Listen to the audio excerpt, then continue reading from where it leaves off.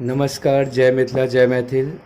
अपने समस्त मिथिलावासी से एक आग्रह अछि जे कि आइ हमर सबके बीच एक नव कलाकार के रूप में देवनंदन सवरिया जी उभरि रहल छथि। हुनकर जे भांजा छथिन जे कि डुमरियाहीसँ रहऽवला छथि, ओ 21 तारीख का लापता भऽ गेलथि हैं मधुबनीसँ। तऽ अपने सब प्रणाम करै छी और सबगोटे से अनुरोध कऽ रहल छी कि कृपया कऽ कऽ ई जे अहाँसब पोस्टर देख रहल छियै, नाम हिनकर छनि गोपाल कुमार साहू, पिताके नाम वीरेंद्र कुमार साहू छनि, नानी गाँव हिनकर डुमरियाही छनि और पोस्ट करमौली, थाना खजौली छनि, जिला मधुबनी, बिहार, जिनकर पिन कोड अछि 847239।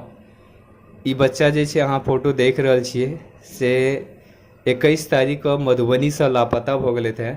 तऽ जे भी कोनो भाईके अगर ई बौआ अगर दिखाई दिए तऽ कृपया जे डिस्क्रिप्शनमे नंबर देल गेलै ओहिपर कॉल करू, या तऽ जे स्क्रीनपर अहाँके नंबर शो कऽ रहल अइ ओहिपर कॉल करू।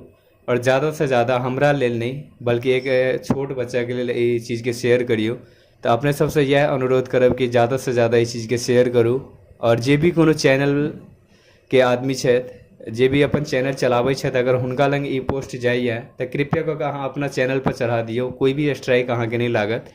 एहि चीज़के गारंटी हमसब करै छी कि इधर के ई चैनल हमरा चैनलसँ पुनीत झा एंटरटेनमेंट और मिथिला के आवाज़ चैनलसँ ई रिलीज कऽ रहल छी हमसब। और जिनका लग भी जाइए कृपया कऽ कऽ अहाँ सब मतलब एहि चीज़के शेयर करू और अपन चैनल है तो ओहि चैनलपर चढ़ा दियौ। शायद भऽ सकै कि अहाँके जे सब्सक्राइबर छथि वो हुनका माध्यमसँ ई बच्चा अपना घर तक पहुँच जाए।